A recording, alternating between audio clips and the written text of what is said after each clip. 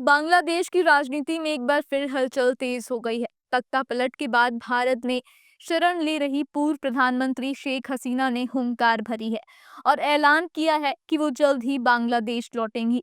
भारत की धरती से शेख हसीना का ये संदेश ना सिर्फ उनके समर्थकों में जोश भरने वाला है, बल्कि अंतरिम सरकार के मुख्य सलाहकार मोहम्मद यूनुस के लिए भी चिंता बढ़ाने वाला है। आखिर क्या कहा शेख हसीना ने और उनके बयान के क्या मायने हैं, आइए जानते हैं। 5 अगस्त 2024 को तख्तापलट के बाद से भारत में शरण लिए बैठी बांग्लादेश की पूर्व प्रधानमंत्री शेख हसीना ने एक बार फिर से बड़ा बयान दिया है। सोशल मीडिया पर अपनी पार्टी के नेताओं और उनके परिवारों से बातचीत के दौरान हसीना ने कहा, अल्लाह ने मुझे किसी वजह से जिंदा रखा है और मैं जल्द ही बांग्लादेश लौटूंगी। उनका ये बयान ना सिर्फ उनके समर्थकों में उम्मीद जगा रहा है, बल्कि बांग्लादेश के अंतरिम सरकार के प्रमुख मोहम्मद यूनुस के माथे पर चिंता की लकीरें भी खींच रहा है। हसीना ने मोहम्मद यूनुस पर हमला बोलते हुए कहा कि उन्होंने गरीबों का शोषण किया है और अपनी सत्ता की भूख के लिए देश को आतंकवाद की राह पर धकेल दिया है।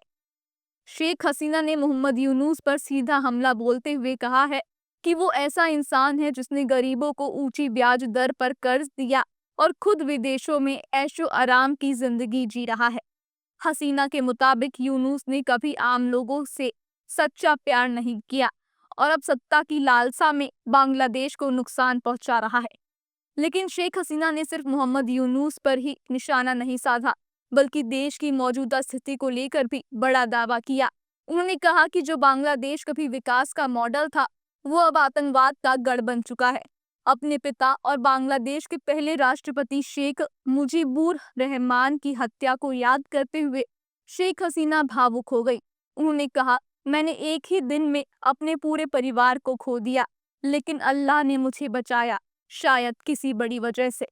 उन्होंने ये भी कहा कि अवामी लीग के नेताओं, पुलिस अधिकारियों, पत्रकारों और कलाकारों को लगातार निशाना बनाया जा रहा है और इसका हिसाब जरूर लिया जाएगा। हसीना ने अपने समर्थकों को भरोसा दिलाते हुए कहा, मैं जिंदा हूँ बेटा, मैं फिर आऊंगी। बांग्लादेश की राजनीति में एक बार फिर बड़ा तूफान आने वाला है। शेख हसीना का ये ऐलान क्या नई क्रांति की शुरुआत है? क्या वो वाकई सत्ता में वापसी कर पाएंगी या फिर ये सिर्फ एक भावनात्मक बयान है?